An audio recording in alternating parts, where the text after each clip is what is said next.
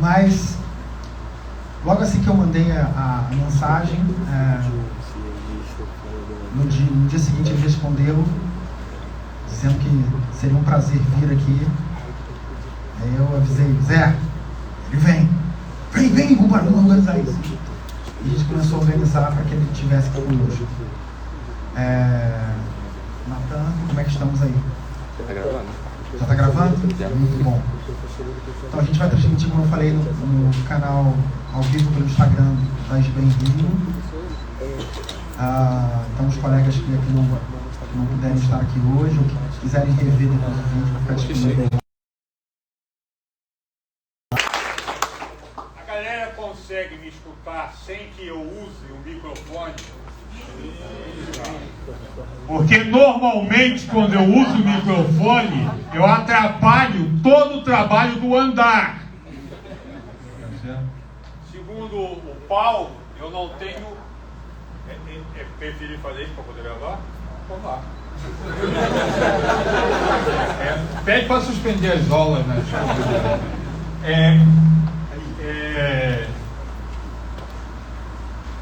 O Paulo diz que eu não tenho cordas vocais, eu tenho lonas vocais. Porque minha voz é estrondosa. Eu atrapalhava a galera da sala aqui lá. Se tem meia parede, se mandar era meu. Certo? Eu atrapalhava.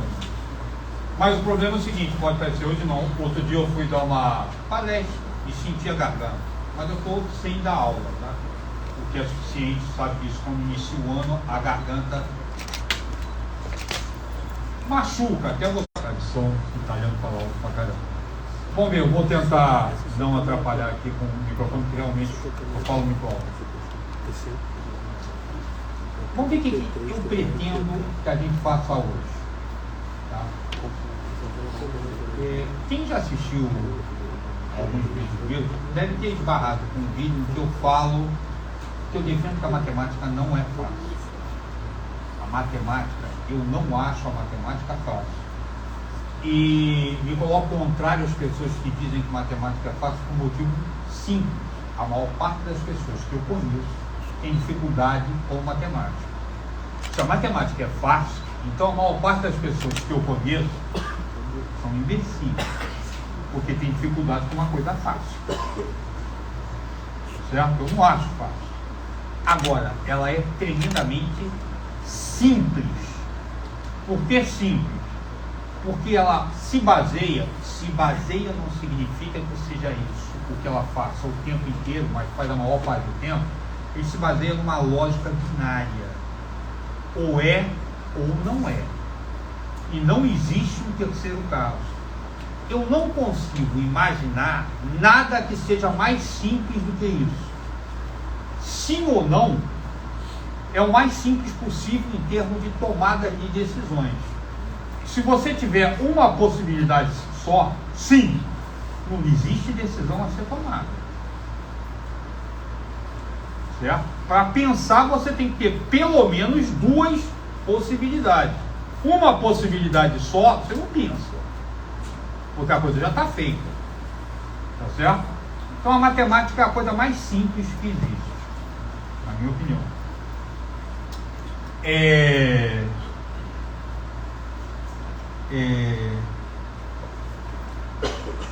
Uma das coisas que acontece, se ela é complexa mas é simples, significa que um monte de simplicidade gera uma coisa complicada. Tá certo? Só que isso me batia um sério problema. De onde vem a dificuldade das pessoas? Por que as pessoas têm dificuldade com a matemática? Tá?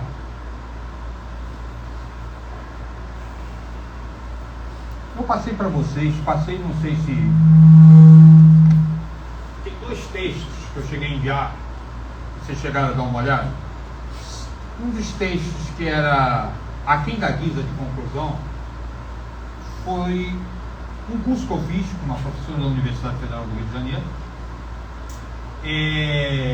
E ela, depois de mandar a gente ler dois textos, uma de Margaret Garr e o outro era um livro de Richard Sennett, O Declínio do Homem Público. Ela entregou um texto analisando o que eu tinha mandado, chamado A Guisa de Conclusão. E eu discordei do texto completamente. Eu discordei das conclusões que ela tirou. Tá? Aí eu escrevi um texto chamado Aquém da Guisa de Conclusão. Tá? Que era, na verdade, para levar um debate em sala de aula. Isso é um barato. Tá? Não acontece em matemática com frequência, que a própria escola da matemática com frequência não permite. Você vai fazer uma demonstração teorema de Pitágoras, depois que o professor acabou de demonstrar, você levanta o braço, professor, discordo. É um tanto muito complicado fazer isso. Não estou falando que não dá para fazer, mas eu tive o prazer de assistir um curso com meu Deus do céu, professor de filosofia, esqueci o nome dele, no Instituto de Filosofia, e ele fazia uma coisa que era espetacular. Ele não dava aula. E ele sabia que existia um grupo de pensamento diferente dentro da sala, e ele lançava uma pergunta ou um problema que ele sabia que as pessoas iam discordar. Aí as pessoas discordavam e começavam temendo de um quebra-pau em sala de aula. Ele sentava, cruzava as pernas, só de vez em quando fazia uma mediação, e às vezes uma mediação para jogar mais fogo, mais gasolina na fogueira. Você não acha que poderia ser isso assim, assim, não? Tá vendo como o professor concorda? Só que são linhas, áreas de trabalho bastante diferentes. Pensando em que gerava a confusão, eu vou mostrar isso aqui, mas eu vou fazer o seguinte: eu vou mostrar o final e depois a gente organiza. A minha posição é a seguinte: posição não, interrogação. Quando eu falei dos textos, eu falei pelo seguinte: vocês que pegou o texto devem ver que eles não têm referências bibliográficas. Tem pouquíssima referência. Um dos textos tem referência, mas o objeto matemático, a natureza do objeto matemático e aqui na guisa de conclusão, eles não podem ser publicados em revistas científicas, revistas acadêmicas. Por quê? Porque falta referência bibliográfica. Tá? Na verdade, são reflexões pessoais, vale para uma palestra, vale para levantar debate, mas são posições minhas. Uma produção acadêmica, não sei se tem a galera aqui já teve experiência de tentar produzir academicamente, você não é o dono do teu texto, você é o autor. Mas as referências que se faz são respaldo que você toma para aquilo que você está fazendo. Você vai fazer uma produção, o dono da produção é uma academia, vai ser assinado por uma revista, por um grupo de pessoas, vai ter um parecerista, tá? Vai publicar um texto, tem uma série de normas que a revista exige que você siga. Você entrega o texto, depois vai ter uma ou duas, normalmente duas pessoas que vão ler o seu texto e dizer se o que você está fazendo está adequado ou não para ser publicado na revista. Tá? Ano passado eu publiquei um texto na revista do Benjamin Constant. O texto foi e voltou 5 vezes. Tá? Torra a paciência, enche, publicar academicamente, enche a paciência, tá? Porque vai e volta. Publiquei um outro que foi direto, ó, entreguei e eles aceitaram, tá? Mas foi, inclusive esse que aceitaram foi engraçado, porque eu sou matemática, a publicação foi feita em uma revista de linguística. Eu escrevi um artigo sobre o limite da oralização em matemática, tá? Aqui. Na verdade, meu trabalho de doutorado é em cima de até onde é matemática produzida para célula. Então, minha preocupação é como é que você produz a matemática através do som. Tá? Daí, esse entrou direto, mas o outro foram 5 vezes. Por que eu estou falando isso sobre o texto? Pela forma em que a gente tem, e o mundo de hoje está sofrendo muito disso, que aceitar a construção de verdade. Eu não estou falando que o pipoqueiro da esquina não constrói verdade. Constrói. Mas verdades científicas têm um protocolo extremamente rígido.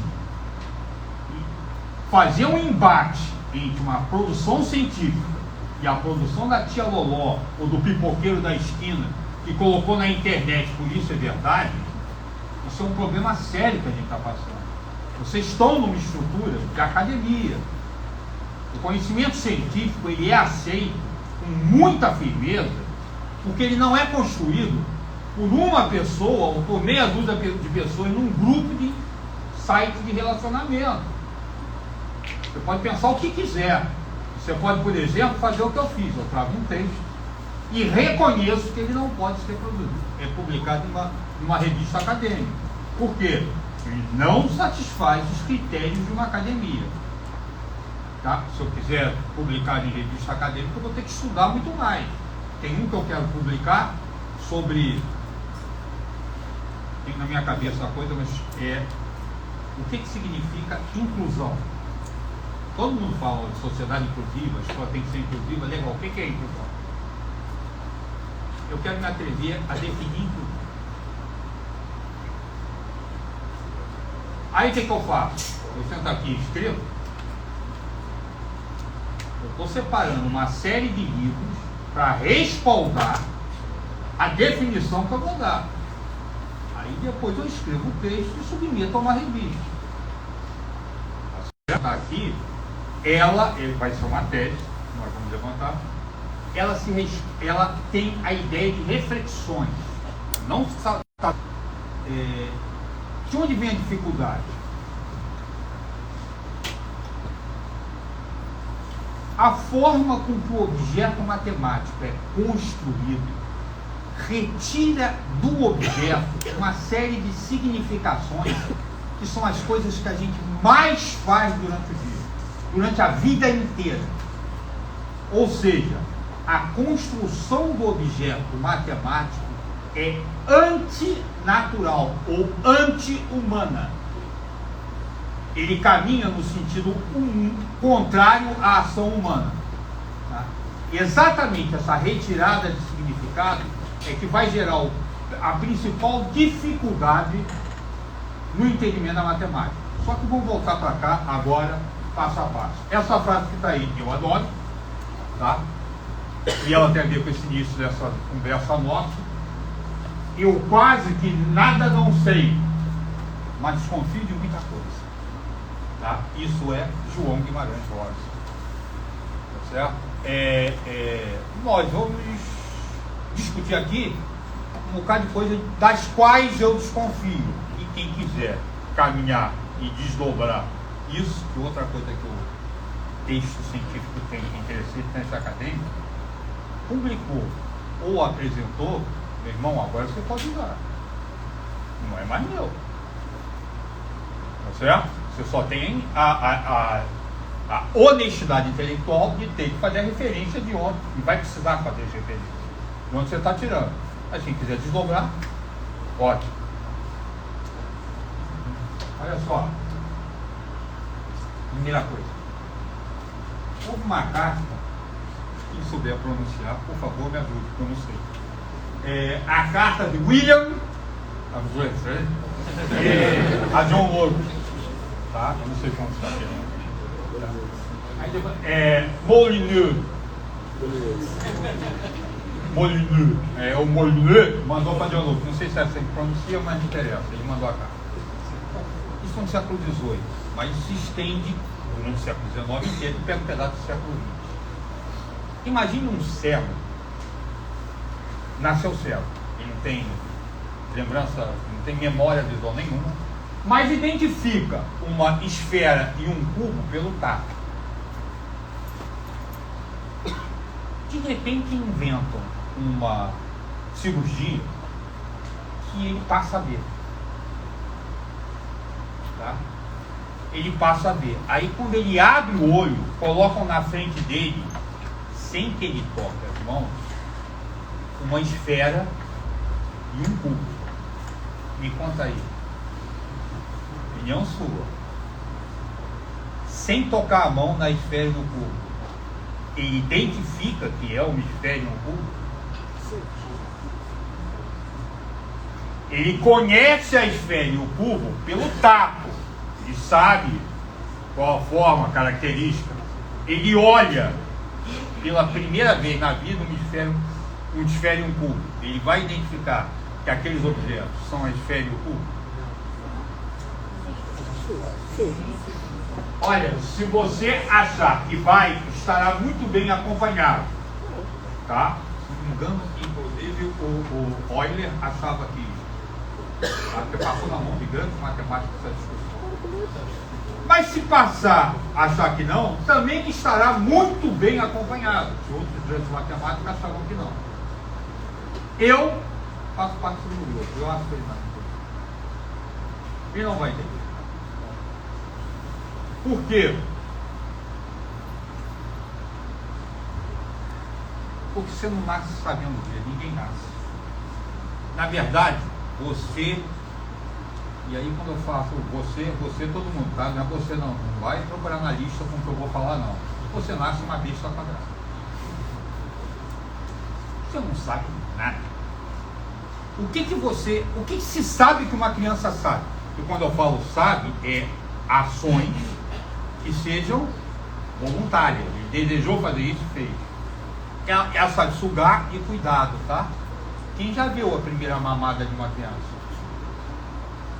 Vocês já viram por acaso a mãe ou a enfermeira ou a avó ajudando a criança a pegar o peito? Porque com frequência nem sugar a cretina sabe. Tem que colocar o bico do peito na boca da criança, tá? Para ela perceber que dali sai leite e é maneiro. Tá? Aí ele sabe fazer uma coisa, que é voluntário, chorar. Chora o tempo todo. Sabe fazer cocô? Não é voluntário. Não, minha filha pequenininha é uma graça, ela sorri pra mim, deixa de ser maluco. Tá? Sorriso é cultural. O que ela faz é careta, porque não sabe controlar os músculos da face. Tá? O que a criança, quando nasce, vai fazer? Ela vai aprender uma enormidade de coisas. Quando Freud fala que nos 7 primeiros anos de um homem pode ficar com o resto da vida, não é à toa. A quantidade de coisa que uma criança aprende é fantástica. E uma das coisas que ela faz é criar um banco de imagens. Eu tenho a impressão, e aí é a impressão mesmo, que se você colocasse uma pessoa que nunca viu nada a vida inteira e houvesse uma cirurgia em que imediatamente ela começasse a ver tudo como uma pessoa normal vê, então uma pessoa que não precisa cega vê, eu acho que esse cara não vai ser. Ele estaria diante de um mundo que ele simplesmente não conhece. Tá? Você precisa de um banco de memória, um banco de significado. Tá? E esse banco de significados para o mundo, ele é dado em todos os sentidos, aí sentidos físicos. Tá? Erro que as pessoas cometem, por exemplo, é imaginar que o cego é o cara que acessa o mundo a partir do que o outro não vê. Presta atenção. O cego, ele não adapta ao mundo a situação dele de não ver. O que ele faz é acessar o mundo a partir de informações que nós, videntes, não levamos em consideração. Eu estudei a cegueira, por isso que eu estou falando. Aquele livro lá é sobre cegueira, tá? Sobre adaptação de provas para cego. E tinha coisa do, por exemplo, que depois que eu li algumas coisas, eu comecei a tentar, por exemplo, se você estiver andando na rua, não feche os olhos para pensar que você é cego, porque você não é, você vai cair feio. Tá certo? Mas, por exemplo, se você estiver andando na rua, e aqui tem um poste, você passa pelo poste, o som muda. Os carros que estão passando pela rua, eles estão mandando o barulho do motor. Ao passar do lado do poste, o som do barulho dos motores muda. Por que você não percebe isso? Você está vendo o poste. Mas o cego não. Então ele percebe a presença do poste pela mudança do barulho.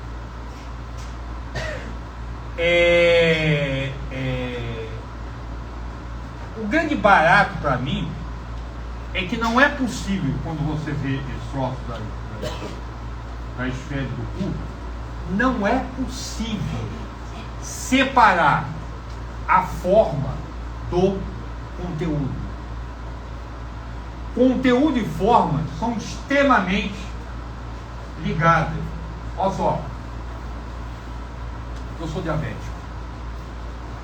Presta atenção, nós temos a ilusão de que conteúdo é aquilo que você pode falar. E quem faz isso é a academia. A academia faz muito isso. Porque a academia vive de paper, de publicação. Então tudo que você fizer tem que ser publicado. Tá? E se é publicado, o que você fizer tem que estar escrito. Mas presta atenção, nem tudo pode ser escrito, nem todo o conteúdo pode ser escrito. Me conta uma coisa, um balé tem um conteúdo? Tem conteúdo? Tem algo que tem significado no balé? Veja um balé e depois conte esse balé com um cego. Você pode contar o que você quiser. Não será o balé. Porque existe um conteúdo do balé que não pode ser transposto para a língua portuguesa. Música. Converte a música em texto. Quinta de Beethoven, o cara é surdo. Fala para ele, o que você vai fazer? Bater na mão, abre a mão aí, pá, pá, pá, pá. O que você vai fazer para apresentar a Quinta de Beethoven com um surdo? Ele não vai entender, não vai perceber. Eu sou diabético, me divirto com frequência, me aborreço. Às vezes o cara aparece na minha frente, o colega aqui está comendo um pavê, olha. Isso deve estar gostoso pra caramba, né? Não, sei que é um pedaço, não posso, eu sou diabético. Não, porque tem que oferecer, tá? É outra briga que eu falo pro pessoal lá que está comigo, é uma que eu falo, pessoal. Não vou te oferecer não, porque você é diabético. Eu falo, não, você que é sem educação. Porque tua mãe te ensinou que você tem que oferecer para os outros. Ela fala, você quer? Não, obrigado, eu sou diabético. Eu sei que você não vai aceitar, presta atenção. Quem decide se eu vou aceitar ou não, sou eu. Não é você. Não, mas eu estou pensando em você. Tá não. Você está tirando meu direito de escolha. Então você não está pensando em mim, está pensando em você. Mas daí eu falo, não posso, não, eu sou diabético. Você me faz um favor? Descreve o gosto do pavê para mim. Eu nunca vi ninguém conseguir se descrever qualquer comida. Qual é o gosto de um pavê? Faz uma coisa assim, agora, 5 minutos para escrever a diferença do gosto entre o pavê de chocolate e o pavê de amendoim.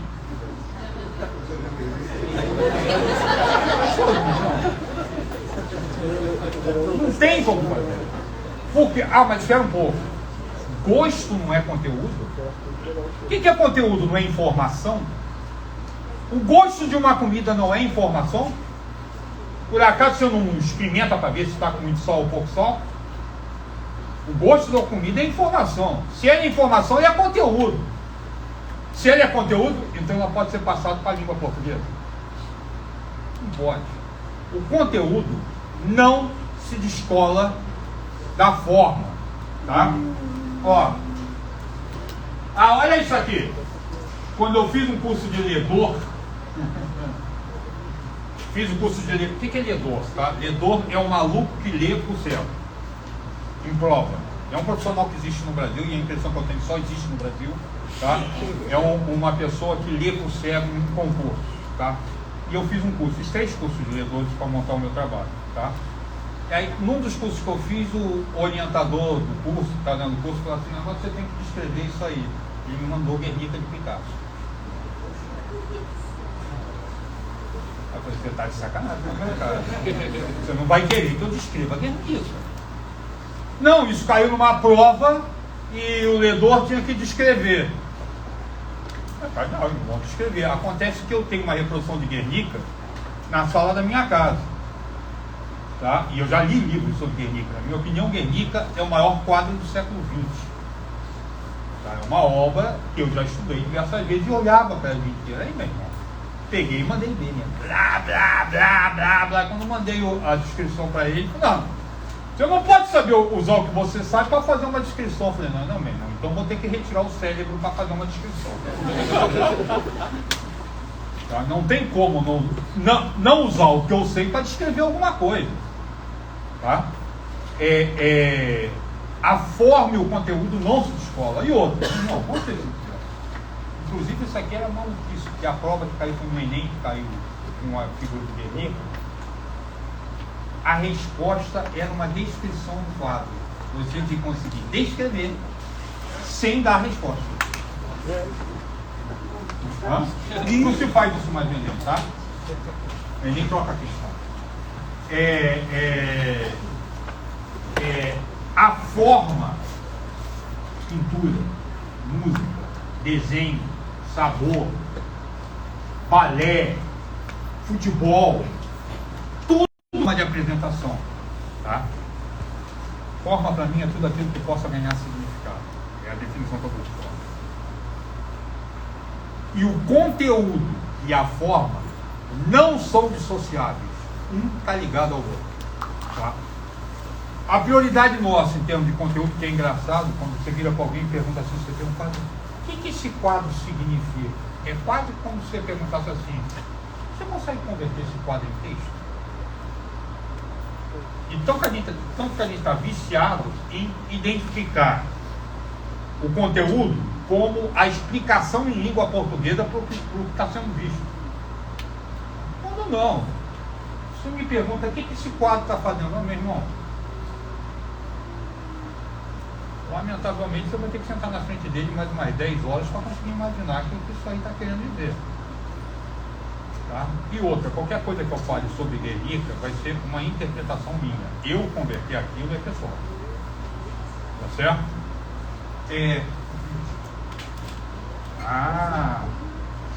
Outra coisa sobre essa associação é o seguinte, que é do texto, para quem dá guisa de conclusão.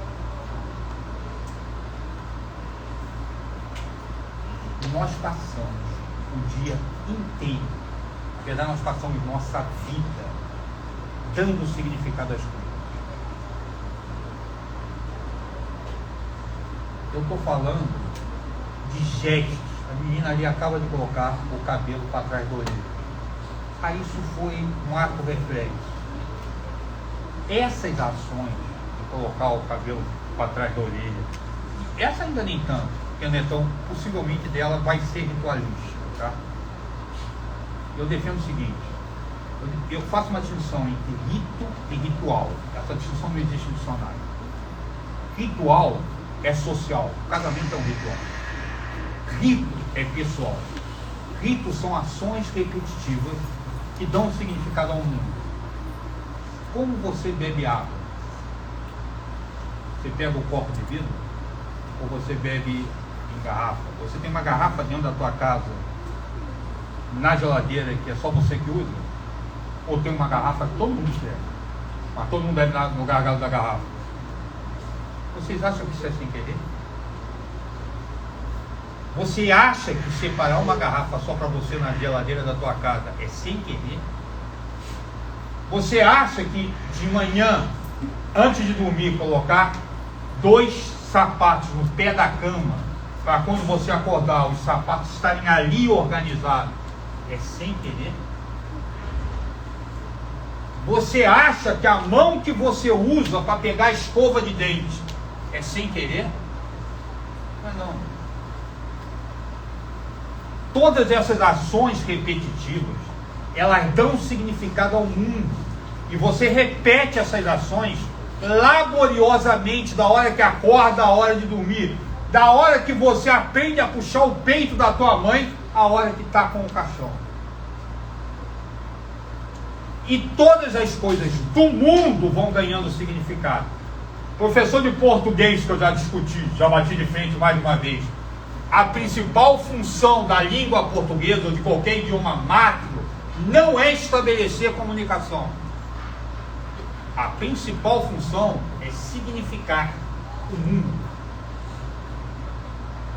Então, o jeito de falar, o jeito social, a palavra que você pode usar, isso não é à toa. A forma que você escolhe para se vestir não é à toa. Você passa o tempo todo dando significado e as coisas ganham significado. O copo ganha significado. Tem gente que só bebe água em copo de vidro. Tem gente que só bebe água em copos trabalhados de vidro. Com pena das tartarugas. Tá? Até o que você escolhe conscientemente, se você fizer de forma ritualística, ou seja, atos repetitivos, se ela coloca o cabelo para trás uma vez porque está aqui perturbando, isso não é um ritual. Mas se ela com frequência faz esse gesto, pode contar que tem alguma coisa por trás. Não estou falando que tenha defeito, tá? Pelo amor de Deus. Você tem que fazer isso. Você tem que dar significado ao mundo. Algo engraçado que é o seguinte: o colega aqui foi para uma festa, os dois, tá? Estiveram na festa, os dois lá. Ah, maneiro. Aí no dia seguinte saíram separados da festa, eles ficaram 2 horas na festa, tá? No dia seguinte eles se encontraram. Ei, como é que foi? Legal, vamos conversar. Eles passam 6 horas conversando sobre a festa. Eu quero saber como é que alguém que fica 2 horas numa festa fica 6 horas conversando sobre a festa.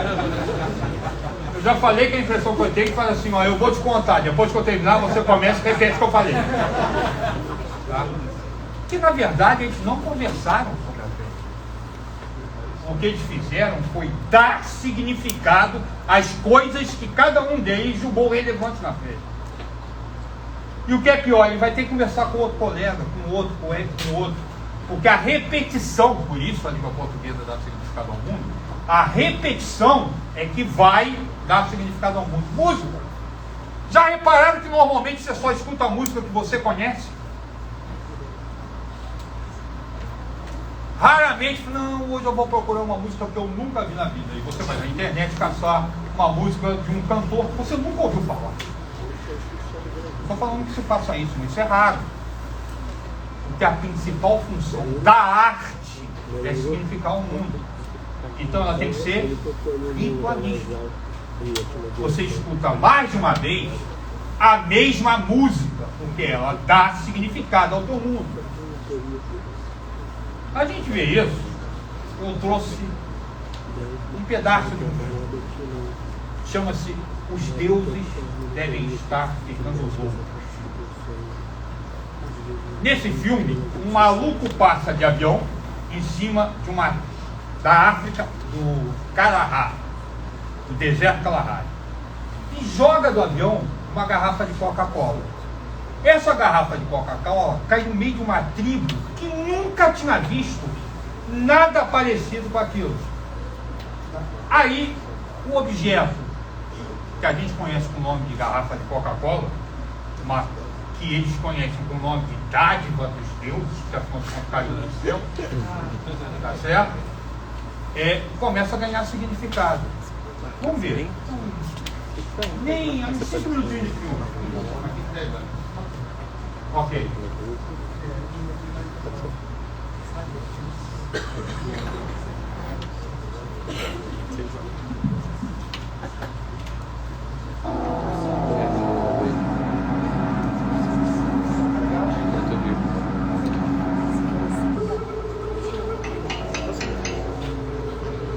Essa forma deles falar, essa técnica. One day, something fell from the sky. Eles falam os talentos. Essa língua existe. A maluca da minha filha foi estudar. É falado por 200 pessoas no planeta.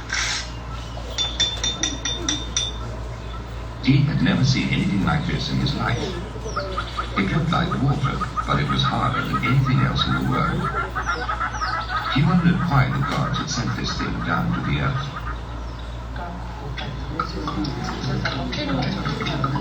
It was the strangest and most beautiful thing they had ever seen, and they wondered why the gods had sent it to them.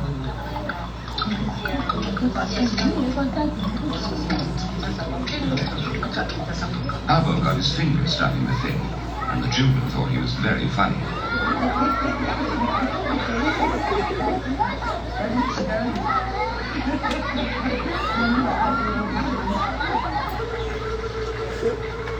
At first, he tried the thing out to cure thongs. It had the right shape and just the right wet. It was also beautifully smooth and ideal for curing snakeskin.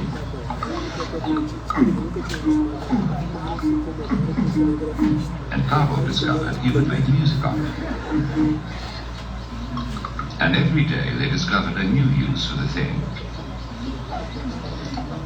It was harder and heavier and smoother than anything they'd ever known. It was the most useful thing the gods had ever given them, a real labor-saving device. But the gods had been careless. They had sent only one. And now, for the first time in their lives, here was a thing which could not be shared because there was only one of it.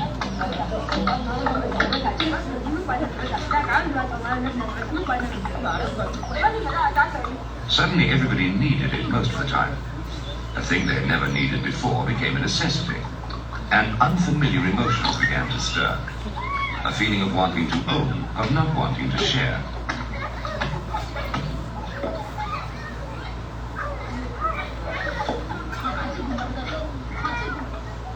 And other new things came. Anger, jealousy, hate, and violence.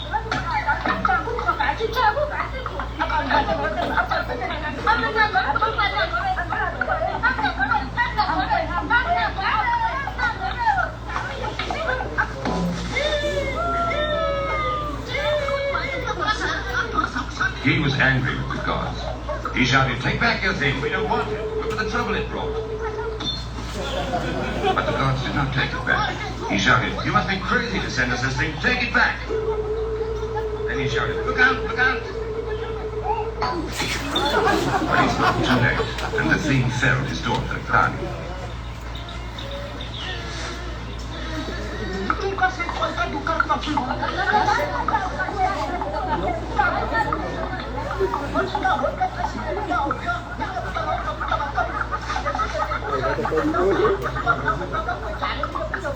He carried the thing away from the shelter and buried it.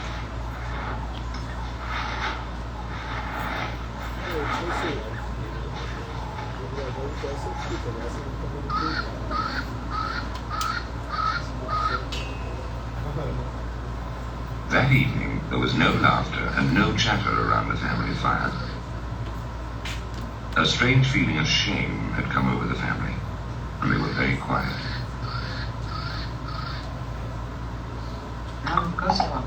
He said, "I have buried the thing. It will not make us unhappy again."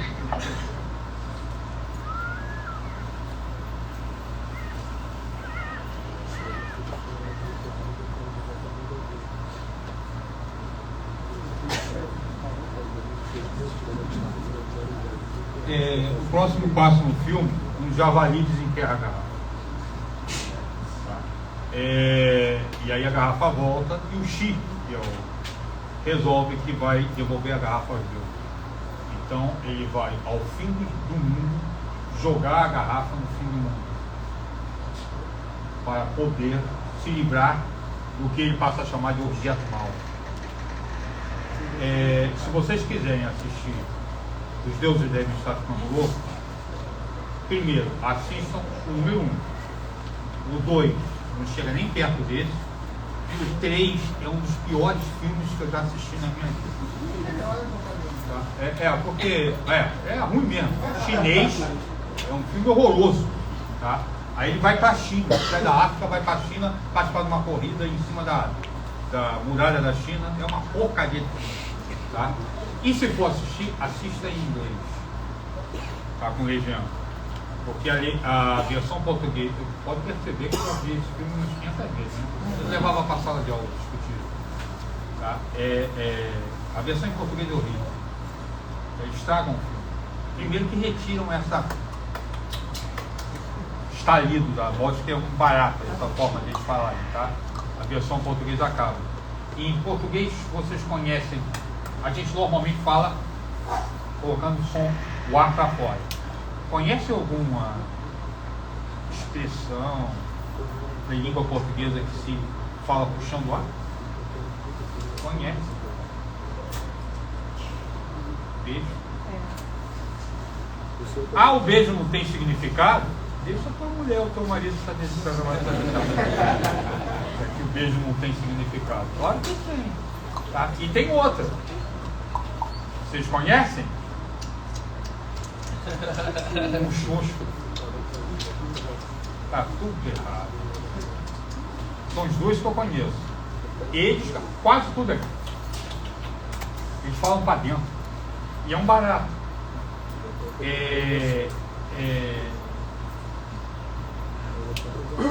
A garrafa de Coca-Cola ganha significado.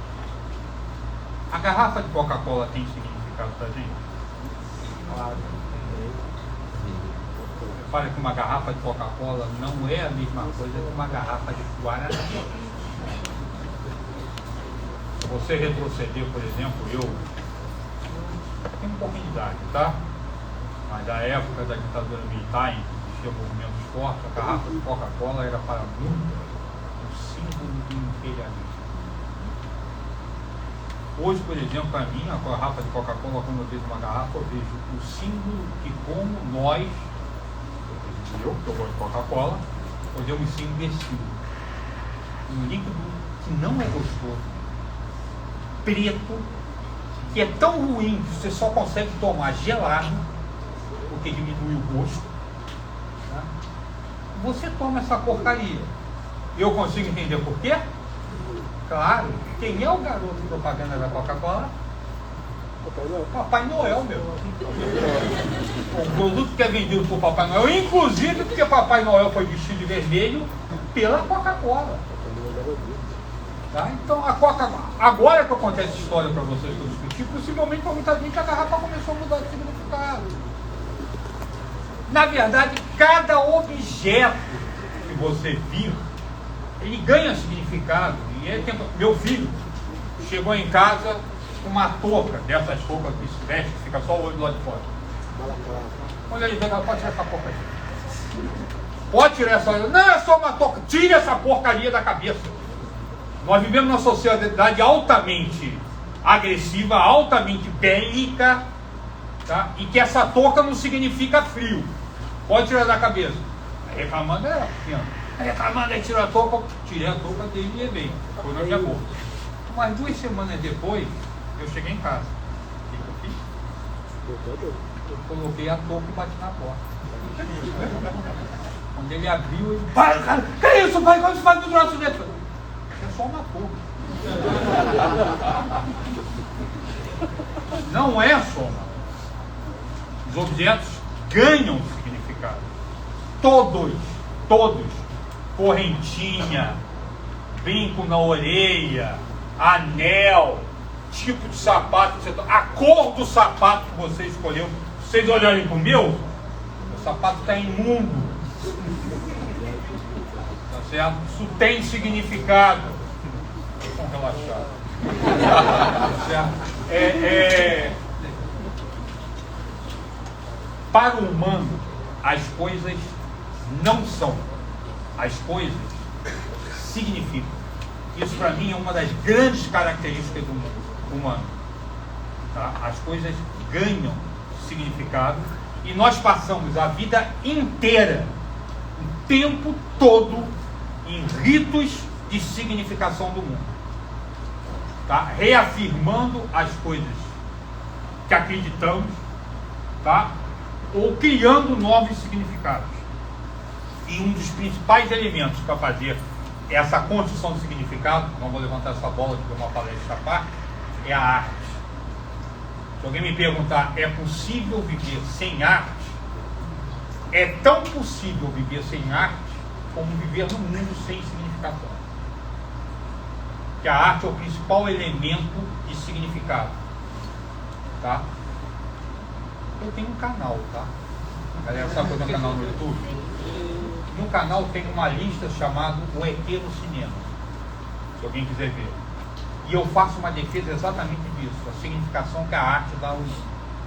Tá? Foi mais uma maluquice da minha vida que colega do pesquisador sênior do Museu de Astronomia, queria fazer uma semana de astronomia. Queria não, todo ano tem. E naquele ano o tema era ET. Aí ele queria passar um filme de ET e depois levantar uma discussão com a galera. Eu falei, perfeito, não vai ficar ninguém. Eu falei, qual filme que você vai passar que a galera não assistiu? E segundo, para que a galera vai discutir o filme de ET? Daí eu propus para ele, o que a gente pode fazer? Fazer uma comparação entre diversos, por que o ET apareceu no cinema e como ele aparece nos diversos filmes da evolução que ele tem. Aí ele falou, pô, legal, me amarrei. Está contratado, você vai dar uma palestra para mim. Entendeu? Né? Mas ficou, e eu discuto essa questão da área. Tem uma coisa. Os objetos, agora eu estou tentando entrar como é que se constrói o objeto matemático. Os objetos têm 3 naturezas. Tá? Não pode pensar até mais, mas certamente essas 3 itens. Pode dividir em 3 tipos de objetos. O objeto físico, o copo, a garrafa de Coca-Cola. O que é objeto físico? É o objeto que você tem contato direto através dos seus sentidos e ele existe independente de você. Tá certo? Se eu colocar um copo aqui em cima, esse copo, pode apagar a luz, pode sair, esse copo vai continuar aqui, vai ser esse copo. Tá? Esse é o objeto físico. Agora, cor. Não é tanta cor assim, não. Vou uma camisa azul, camisa amarela. A cor é um objeto físico-fisiológico. Por quê? Porque ele não propriamente pertence ao objeto. Ele pertence ao objeto enquanto você estiver se relacionando com esse objeto fisicamente. Repare que se eu mudar a luz, a cor da camisa muda. Muda mesmo. Eu tenho a chamada luz preta, que na verdade é em casa, eu tenho. Tá? Se ligou, entra com camisa branca, onde estiver com a luz preta, ela vai ficar roxa. Ah, mas aí ela não é roxa mesmo, ela é mesmo o quê? É mesmo. Se estiver vendo. A luz não precisa disso. Se trocar a luz amarela, a luz branca pela amarela, troca a tonalidade da cor. Mas essa luz aqui é amarelada, para lá é branca. Tá? A cor é um objeto físico-fisiológico. Ele se estrutura na relação entre a sua percepção e a característica do objeto. E o terceiro tipo de objeto é o objeto do conhecimento. Para mim, o maior exemplo do objeto do conhecimento é o tempo. Apesar de, para muita gente, eu acho que quase todo mundo aqui vai acreditar que o tempo é algo objetivo. E eu, particularmente, estudo o tempo, tá? Já fiz trabalho sobre o tempo. E é bastante discutível o que é o tempo. Tá? Ah, não, porque a física usa o tempo. Não precisa do tempo para descrever as coisas. Você precisa saber que as coisas mudam de estado. Tá? Ou seja, tem um estado inicial, tem um estado final. O ovo está aqui, caiu, o ovo quebrou, você tem 2 estados. Você vai precisar do tempo para estudar esses 2 estados? Não necessariamente. Tá? O tempo, ele se permite perceber por suas representações. Tá? Você só sabe que o tempo passou pelas representações do tempo. Ah, não, mas eu percebo o tempo passar. Não! Você percebe as mudanças ocorrerem. As mudanças de estado mudam e você percebe isso. Muitas mudanças, poucas mudanças. Quando você dorme, você acorda sabendo que elas são sem olhar para o relógio, não percebe nada. Você vai perceber que o tempo passou olhando para o relógio. As representações do tempo. Rapidinho aqui, que eu passo para o seguinte: todo objeto matemático é objeto de conhecimento. Todo. Não é só matemática, não, tá? A academia trabalha normalmente com objetos de conhecimento. Quando você fala, por exemplo, música é um objeto do conhecimento, só se dá não pensar nem em música, em quadro. Quadro não é objeto de conhecimento. Por quê? Você vê o quadro, ele está ali, você vai apagar a luz, ele vai estar lá, o quadro está ali. Tá certo? Mas se você começar a fazer um estudo sobre o quadro e criar paper falando sobre o quadro, a descrição, o que você levantar, falar sobre o quadro, isso começa a se estruturar como objetos de conhecimento. E que tipo de acesso vocês têm? Através do texto. E em matemática, todo objeto é objeto de conhecimento. Matemática, não existe outra coisa que você faça. Trabalha com objeto de conhecimento o tempo todo. Os objetos matemáticos só se permitem acessar por representação. Isso aí, eu já vou falar disso aqui. Passa de novo, passa de novo. Tá aí. Por exemplo, 2. Pouco tempo atrás alguém virou para mim e falou, não, 2 dá 4, porque 2 abacaxi mais 2 abacaxi dá 4 abacaxi. Legal, valeu. Depois você me dá o texto que você estudou para descobrir como é que se soma abacaxi, porque eu não aprendi. Alguém tem que ter te ensinado a somar. Não, porque 2. Você está justificando se 2 mais 2 dá 4, porque 2 abacaxi mais 2 abacaxi dá 4 abacaxi. Então você tem que ter uma estrutura formal, bem montada, sobre o corpo dos abacaxis. Porque nunca me ensinaram a somar abacaxi. Repara, o 2, se alguém aqui dentro já teve a experiência de sair da sala de aula e esbarrar com 2 no corredor, conselho, procure consciência um psiquiatra. Você nunca viu um 2. Tá? 2 abacaxis, 2 maçãs, 2 óleos, 2 crianças, 2 pés, 2 baquetas e meus 2 cachorrinhos. Hoje eles são um pouquinho maior. Esse aqui está com 70 quilos, esse aqui com 50. São 2 quilos. Mas são 2. Isso não é o 2. Isso é a dualidade. O que é o 2? O 2 é algo que emana de todas as dualidades. Tá legal? Como é que você acessa o 2? Através de suas representações. Não vou representar o 2 não. Vou pegar o 5. Olha só. O que é o 5? Isso aqui é o 5, não, são 5 dedos. Certo? Inclusive é engraçado quando vem criança pequenininha. Ah, professor, meu filho já sabe contar. Conta pra ele até 10. 1, 2, 3. Viu que bonitinho? Fala, bonitinho. Ele não contou coisa nenhuma, ele cantou. Ele cantou de 1 a 10. Tá certo? Porque ele vai começar a contar quando ele começar a estabelecer o que significa cada uma dessas palavras que ele falou. Certo? Uma criança não conta normalmente. Ou de matemática. Contar e estabelecer uma relação 1 para 1 entre 2 conjuntos. Demora algum tempo. Tá? Não é tão simples de ser feito. Mas a representação do 5 tem diversas. Tá? Como é que você acessa o 5? Através de suas representações. Isso é 5. A palavra falada é 5. A palavra escrita é 5. O 5 tem diversas representações. Bom. Tá aí.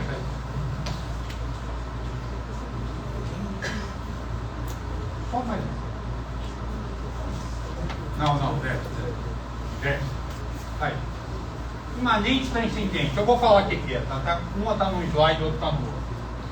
Tem 2 formas básicas de se pensar num objeto matemático. Uma é através da transcendência.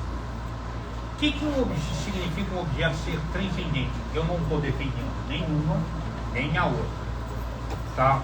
E não estou defendendo mesmo porque eu não tenho uma posição fechada se eu acredito que o objeto seja transcendente ou imanente. Transcendência é o pensamento platônico. Existe um mundo supra-real onde os objetos matemáticos existem. Se você acredita, por exemplo, quer saber se você pensa que os objetos são imanentes ou transcendentes, uma boa? Se a humanidade acabasse hoje, a matemática continuaria existindo? Se você acredita que a natureza cria matemáticas, você está próximo da transcendência. Você acredita que o 2 existe. Agora, se você acredita que só é possível admitir matemática a partir do homem, então você está diante da imanência. Olha só. Transcendente é acreditar que o objeto existe. Existe um lugar supra-real, alguma forma, algum campo, onde esses objetos existem. O triângulo existe, o quadrado existe, o 2 existe. Isso é Platão. Imanência é acreditar que o objeto existe porque você abstrai todos os significados de algum objeto fora do que lhe interessa. Por exemplo, em cima dessa mesa aqui é retangular. Se você começar a observar todos os objetos retangulares, a mesa, o livro, sei lá, isso aqui em cima, o quadro, o que tem de comum a todas essas coisas retangulares? Uma forma que nós chamamos de retângulo. Essa forma não existe fora desses objetos. Ela existe saindo desses objetos, ou seja, a partir da existência desses objetos. Ela emana desses objetos, ela depende dos sentidos humanos. Isso é Aristóteles. Tá? Agora, independente se o objeto matemático é transcendente ou imanente, ele só se permite acessar por suas representações, porque eles são objetos do conhecimento. Ó, um bom exemplo do que é o objeto do conhecimento é a função. A função tem uma tonelada de representação. Tá? As representações, qual a representação que você usa? Espero que todas. Tá? Até porque, dependendo de para que você for utilizar, uma representação é melhor do que a outra. Eu normalmente começava por aqui. Essa é a minha aula. O que é a função? Eu sou da época das conjuntivistas. Sempre tinha um conjuntivismo da brincadeira. Eu estudei na época dos conjuntos. Tá?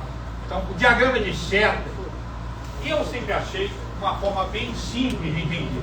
O diagrama de seta, eu partia para a representação tabular. Tá, fazia a tabelinha, tá? Depois eu vou precisar, porque todas elas têm limite. Tanto aqui quanto aqui, o interessante é você trabalhar com discreto. Mas quando você começar a caminhar no contínuo, o que está acontecendo entre o 10 e o 20? Estou chutando. Vou precisar de alguma coisa que me permita imaginar o que está acontecendo entre 10 e 20. Aí a forma analítica e o gráfico começam a ser interessante. Só que daí quando eu ia trabalhar com função composta, o que eu fazia? Isso aqui tinha uma coisa de legal. Era sair daqui para cá para falar da forma analítica. Tá? Porque isso aqui me descrevia quem era o conjunto de partido, quem era o conjunto de chegada, e fazia uma ligação. Agora, máquina tem um mecanismo que entra um número e sai outro. Pode ser a máquina que dobra, a máquina que soma mais um. Aí na função composta, juntava uma máquina com a outra. Presta atenção. O objeto aí também não sou eu, tá? Alejandro foi um curso que eu fiz. Canadense, que parece. Alejandro canadense, né? Tem tudo a ver, né? E deu um curso que eu assisti que ele defendia, e eu concordo plenamente, que a construção do objeto se dá pela percepção das diversas formas de representá-lo e da passagem de uma forma para outra. Assim o moleque constrói o objeto. Por que ele defendia isso?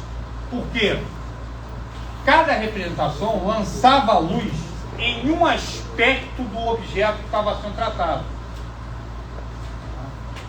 A representação de diversas formas desse objeto acabava ajudando o moleque e a percepção de que estava representando o mesmo objeto acabava ajudando o moleque a perceber o que era o objeto matemático. Ele percebe o seguinte, percebe de tal forma fica dentro da cabeça da gente que, por exemplo, dificilmente alguém vai dizer que o 2 não existe, né? 2, por exemplo, nos números naturais, pelo menos os menorzinhos, isso consegue ser a primeira coisa que você faz de manhã é ver um número. Você abre o olho e olha para o relógio. A primeira preocupação é numérica. A coisa está entranhada na gente que zero. Claro que o zero existe, né? Claro. A distância do 0 para 1 é 1 milhão de anos. Mentira, tá? Mas 10 mil anos tá? Porque o zero é criado pelos hindus, e ele aparece por volta do século I. E, ó, romano dominava o mundo inteiro. A numeração romana não tem zero. Presta atenção, os romanos eram, os gregos não usavam essa porcaria. Platão pensava em um monte de coisa, Aristóteles, cadê o zero? O zero é complicadíssimo, a gente usa isso com uma naturalidade, por quê? Então, a gente viu a representação desse menino. Essa representação é fundamental. Ó, na construção do objeto, seja com imanência ou por transcendência, você retira boa parte do significado do objeto. Por exemplo, quando você vê duas maçãs, isso é uma instância do dois, uma dualidade. Mas a maçã tem significado. Você está vendo a maçã. Certo? Retira que a maçã tem polpa, retira que a maçã é gostosa, retira que a maçã é vermelha, retira que a maçã é redonda, retira que a maçã tem um cabinho, sobrou o quê? 2. Ou seja, o que é um processo de abstração? É a desconsideração de todas as partes que você não julga relevantes no objeto. Ou seja, é a destruição do significado dado ao objeto. Por que a gente faz isso? Porque se a gente passa a considerar que das duas maçãs sai o 2, e esse 2 não depende da maçã ser vermelha, maçã ser redonda, maçã ser gostosa, maçã ter cabinho, você consegue identificar que entre as duas maçãs e os meus 2 cachorros tem algo comum. O 2. E você é querido um monte de aplicação. Aí o que você aprende a fazer? Você aprende a somar esse objeto de conhecimento. O que você aprendeu a somar não foi 2 abacaxis com 2 abacaxis. Você aprendeu a somar o número 2, que é uma entidade altamente abstrata, com outro número 2, que é outra entidade altamente abstrata. O resultado é 4. E aí o que você faz? 2 mais 2 dá 4. Agora você começa a ver no seu mundo cheio de significado, onde é possível transferir esses 2 objetos abstratos, 2 e 2 igual a 4, para esse que dá 2, vai dar 4 o tempo inteiro. Mas uma dualidade mais outra dualidade dá 4 o tempo todo? Não necessariamente. Você tem que ver onde pode ser aplicado. 1 mais 1 dá 2, que é mais fácil de ver com vocês. Quer ver um exemplo bom? Uma gota mais uma gota. 2 gotas. Certo? Não necessariamente. Vou colocar uma do lado da outra, vai dar uma gota grande. Ah, mas preservou o volume. Uma jarra com 1 litro de água a 10 graus de temperatura. Outra jarra com 1 litro de água a 2 graus de temperatura. Mistura as duas. Dá 2 jarras, dá 2 litros. Não. Porque a jarra com 2 graus vai passar de 4 graus quando misturar. Mas, na verdade, vai dar o quê? Dá 2 mais 4 dá 2, vai dar 6 graus. Tá certo? Mesma massa, mesma substância. A 4 graus de temperatura, a água fica com 1 litro mais 1 litro. Com frequência dá 2 litros. Não dá 2? Claro que dá. Só estou somando números, não jarras de água gelada. Tá? E você vê como se faz essa brincadeira. Abstrair é exatamente isso. Olha só, coloquei isso aqui, vermelho, azul, amarelo, Kandinsky. Eu tenho um DVD. Sabe o que é DVD? Eu falar nisso? Eu tenho um monte desse em casa. Hoje em dia não tem mais. fala assim, não, para que você tem tanto DVD? Eu vou jogar fora, eu tenho 700 DVD. E a maior parte deles para usar em escola. Sou um retardado, professor. Por isso que eu sou professor. Olha só. Eu tenho um DVD que faz uma análise desse quadro. E ele separa o quadro em pedaços. E separa as formas, apaga todas as cores. Depois começa a separar as formas para você ver como que eu disse que montou o quadro. Numa outra parte ele mantém as formas e vai tirando, fazendo análise de como é que ele escolheu as cores. Tá? Depois disposição das formas. Em todo momento que ele corta esse quadro de alguma forma, ele quebrou o significado do quadro. Por quê? Outra coisa que eu uso como verdadeiro é: o todo é maior que o somatório de suas partes. Pode pegar carbono, água e enxofre, inclusive, e colocar nas proporções, acho que é 80% de água, não sei quanto, coloca as proporções do corpo humano, coloca aqui em cima. Aí eu viro para vocês e falo assim: o espírito que apresenta um ser humano. Bom, o ser humano é muito maior que o somatório de suas partes. Na verdade, tudo é maior que o somatório de suas partes. Aí vai também, não digam que eu falei isso, mas eu vou falar, tá? Na minha opinião, o que emana para além do todo é o que as pessoas chamam de alma. O que é a alma humana? A alma humana é aquilo que vai para além do somatório de todas as partes daquele indivíduo.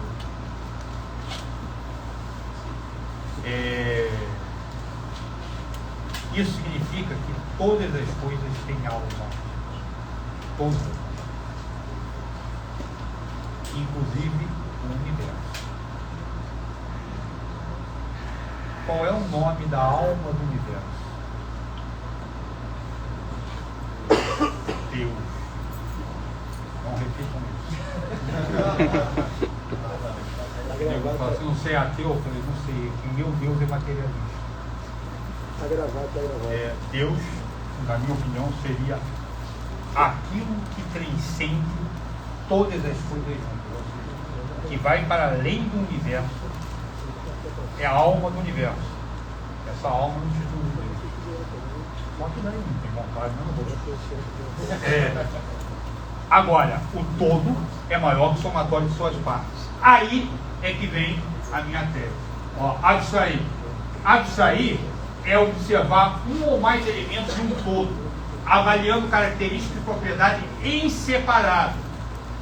Considerar a parte. O que significa que a abstração, a base da construção do objeto matemático, é contrária à natureza humana. Por quê? O que nós fazemos o tempo todo é dar significado às coisas. Para poder generalizar e ampliar a possibilidade de uso do objeto matemático, nós abstraímos. Abstrair é retirar, considerar só parte do todo. Ou seja, é retirar do todo seu significado. Isso é contrário à natureza humana, ou seja, contrário ao que a gente faz o dia inteiro. Na minha opinião, é exatamente esse um dos principais motivos das dificuldades matemáticas. Acabou. Valeu. Como é que a gente escapa disso aí? Não escapa.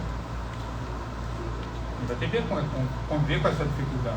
A abstração existe. O que a gente pode fazer é caracterizar essas mudanças de representações e tentar fazer com que o objeto passe a ser construído dentro do moleque de forma a que seja tão natural como é o 2, como é o 3, como é o 5, como é um quadrado. Tá certo? Porque nem para todo mundo o quadrado é natural, não. A discussão da característica do objeto é interessante.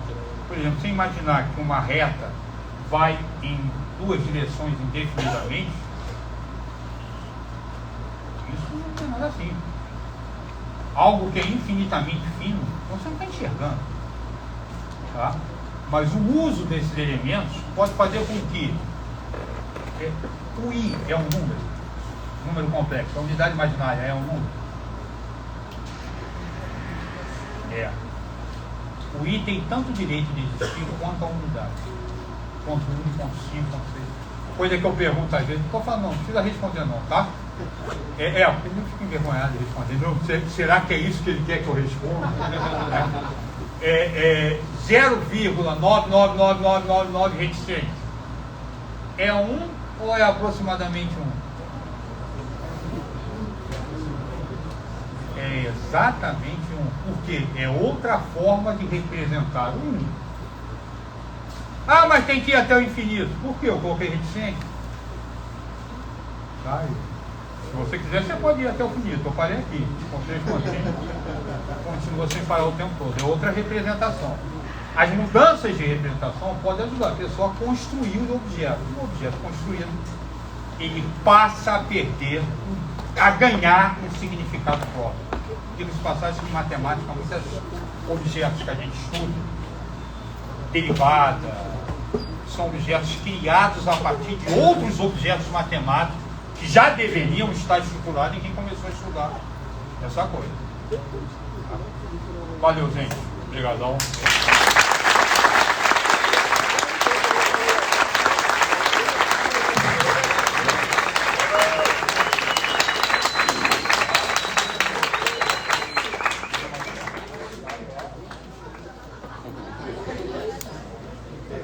Oi, perguntas? Alguém gostaria? Diga. Tanto faz. A gente achou que quer olhar pra câmera. Coisa bonita. Não, professor, eu não tenho que você falar. Você falou na sua posição de os seres humanos serem radicados e uma outra sociedade produzisse um novo conhecimento se eles fazem o mesmo conhecimento que a gente tem. Então, por exemplo, tem seres seguintes. A natureza, eu não sou na física, eu falo besteira na física. A natureza, ela, às vezes, ela tende a criar um formato esférico, se não me engano, ele acho que trabalha melhor a energia, conserva, não sei, alguma coisa assim. Então, será que o senhor não acha que, pela natureza, às vezes, ela, por exemplo, tem alguma forma geométrica constante, isso não faria com que essa nova sociedade, eventualmente, produza um conhecimento minimamente parecido com a nossa matemática? Pode fazer outro? Tem um momento ali que você falou como ensinar a função antes. Curioso para saber como você faz agora. Porque na verdade a questão do que eu faço agora é que eu não dou mais aula. Eu trabalho e eu tenho acesso a tudo. Então, desde quando eu comecei a trabalhar, já combinado com o patrão. Eu não posso mais dar aula. Tá? Esse ano eu devo me aposentar no segundo. Por quê? Eu não vou dar aula. Os moleques que vão fazer o concurso, eu sei quem vai cair. Mas eu não desconfio, ou seja, eu li a prova. Tá? Então, eticamente, não é cabível eu dar. Eu posso fazer isso aqui que eu estou fazendo. Mas dar aula no colégio eu não posso mais. Então, não dou mais aula de função, não dou mais aula de função. Por que eu falei que antes? Tá? Há 10 anos eu não dou um curso para alunos comuns. Tá? Ou aumenta.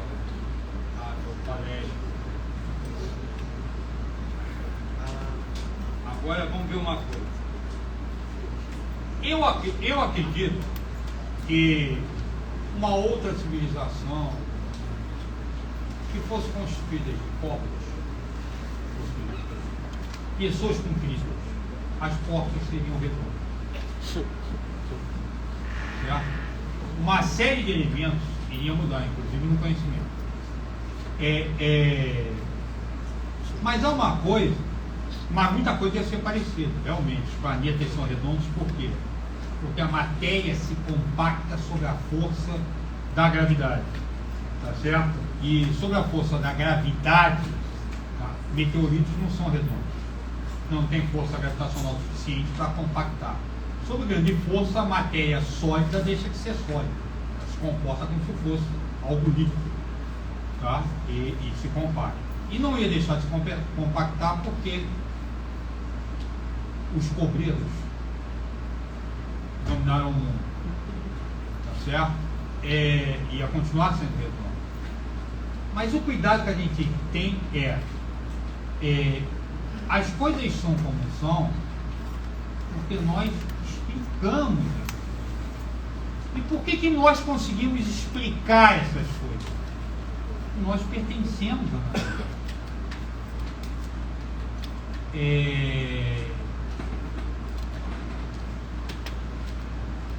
Alguém aqui já assistiu 2001 no Odisseia no Espaço?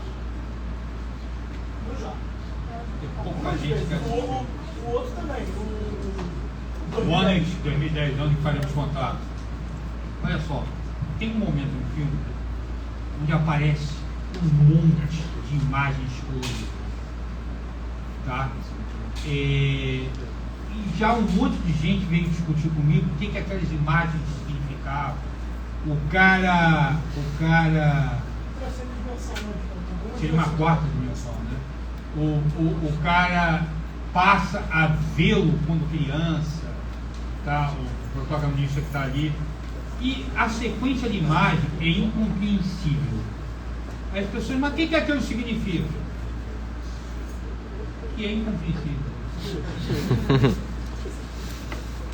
Não, mas o que o autor quis dizer? Quis dizer que você não vai entender. Repara, em cima dessa mesa tem um monte de seres de duas dimensões. Senhor triângulo, senhor quadrado, senhor círculo. Isso aqui é água. Calceita. Aí eles são seres da segunda dimensão. Como é que um vê o outro? O círculo, por exemplo, é o cara mais boboca desse universo, né? Porque todo mundo vê o círculo como uma linha. Ele é só o diâmetro. E ele pode se mover à vontade, vai continuar se movendo. Agora, o quadrado, por exemplo, ele se movimenta, é uma linha que aumenta, que diminui. Para quem está aqui, ele só vê em duas dimensões. Só está vendo assim. Tá certo? Eu, um ser da terceira dimensão, descubro esse universo dos seres de duas dimensões. Aí eu resolvo fazer o seguinte: pego o senhor quadrado e tiro esse cara dessa dimensão e trago ele para a terceira dimensão. Aí ele vai ver os amigos dele sob a perspectiva da terceira dimensão. Ele vai ver um triângulo, ele vai ver um círculo, ele vai ficar maluco. E eu acabo de enlouquecer completamente esse cara. Por quê? Porque ele não tem a menor condições de entender o que está vendo. Ele vai ver imagens que são totalmente incompreensíveis. Não existe no banco de memória dele, no banco de imagem, e possivelmente por ele ser um ser da segunda dimensão, o banco de imagem dele, o cérebro dele, não está apto para criar significado para o que ele está vendo. Quando eu devolver ele para a segunda dimensão, primeiro que ele não vai conseguir falar nada, que ele não vai conseguir dar nome porque não entendeu, vai tentar usar metáfora. Segundo, que ele vai ser internado.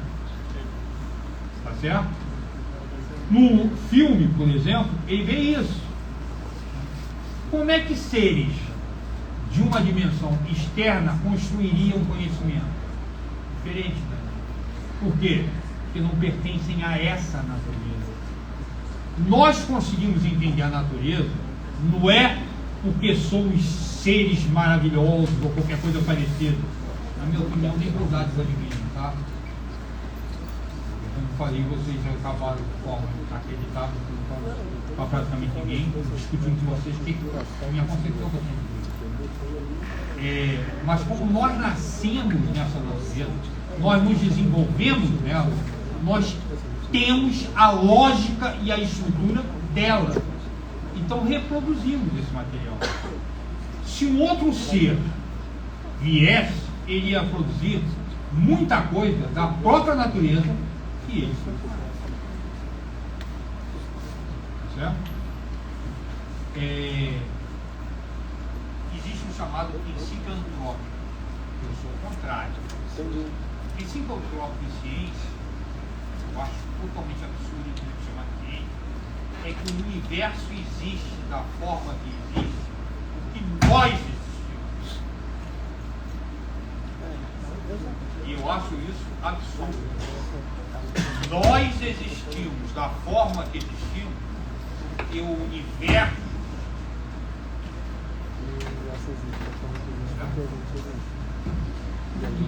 Não temos, se alguém me perguntar se eu sou materialista, eu sou materialista.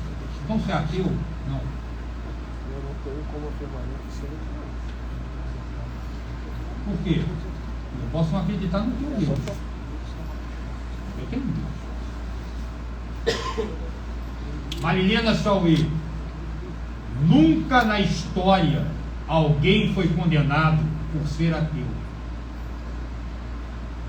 Morreu-se por não acreditar no nosso Deus. O grande problema não é, eu até acredito que praticamente todo mundo tem uma concepção de Deus. Praticamente todo mundo, eu acredito no ateu também, que é um direito dele. O problema é você não admitir que a única forma de conceber o universo é a sua. Agora, não consigo imaginar que você consiga, até consigo, né? Princípio antrópico é um. Por que a igreja é meio antrópica? A igreja católica é meio antrópica, né? Deus fez o universo inteiro para dar de presente ao homem, né? E faz o homem para viver nesse universo. Ele é meio antrópico, né? Tudo foi feito a partir do homem. Eu acho que a gente é extremamente importante, não acredito. Uma outra civilização construiria muita coisa parecida, porque pertenceria à mesma natureza, que seria reflexo da lógica presente nessa. Mais alguma pergunta? Não sei se vai dar. Professor, levando a concepção da pergunta que o senhor fez, que se 0,9999 reticência seria 1 ou aproximadamente 1, se tem a concepção de que é 1. Por essa mesma concepção, 1,00000 reticências é maior que 1? 1,00000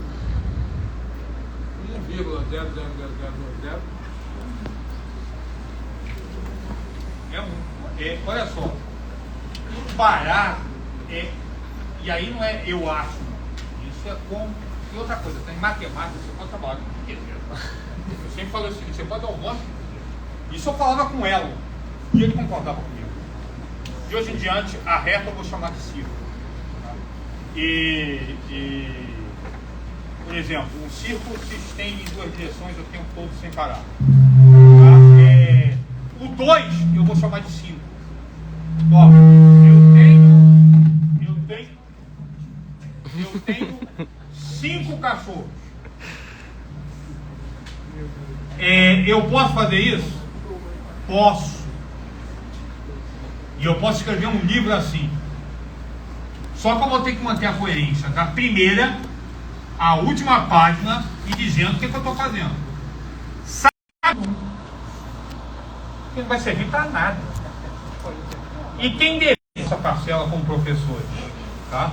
Mas existem centros de pesquisa, grandes figuras que acabam definindo e que escrevem livros históricos, memoráveis, que passam a definir como as coisas são. E as pessoas vão caminhando. 0,1,00000 não é 1 porque eu quero que seja 1. Tá? É porque da forma que ele está trabalhado nos grandes livros, isso tem que ser 1. Como 0,999999 é 1. Por quê? Se você aplicar o limite nessa brincadeira, você fazer isso por limite de PG, o valor que você vai encontrar é 1. Se você não colocar isso como 1, você vai quebrar a fórmula do limite de PG, você vai quebrar um monte de coisa que se usa em matemática. Tá? Quebrei. Pode começar a escrever uma coleção de livros. Porque todos os livros que estão escritos não trabalham dessa forma. Tá? É válido, houve até que tentar. Tem gente que recusou o infinito, tá? Mas não vingou. Tá? Isso é um trabalho. Não sonha que em ciência, tá, quanto mais matemática, porque matemática é discutível essa ciência. Você tem uma briga política de o que é o que. Entendeu? E qual a linha que vai chegar? Por exemplo, em física, o pessoal falou. Qual a velocidade da luz? 300 mil km por segundo. O universo está em expansão? Tá. Vocês conhecem a teoria da luz cansada? A teoria da luz cansada é o plano B do universo. Existe, está engavetado.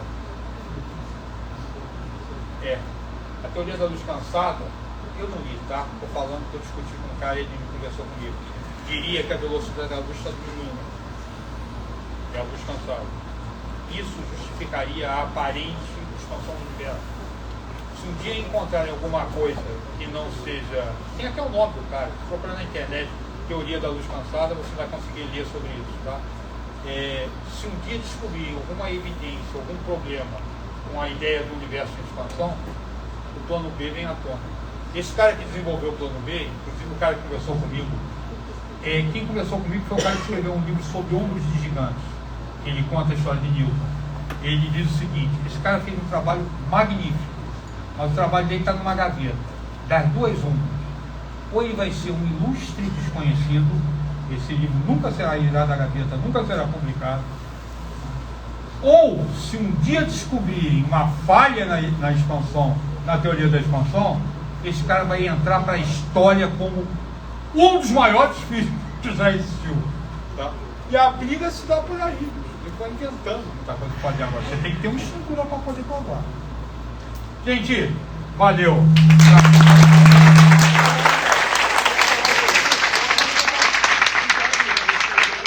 Pessoal, eu queria só pedir que vocês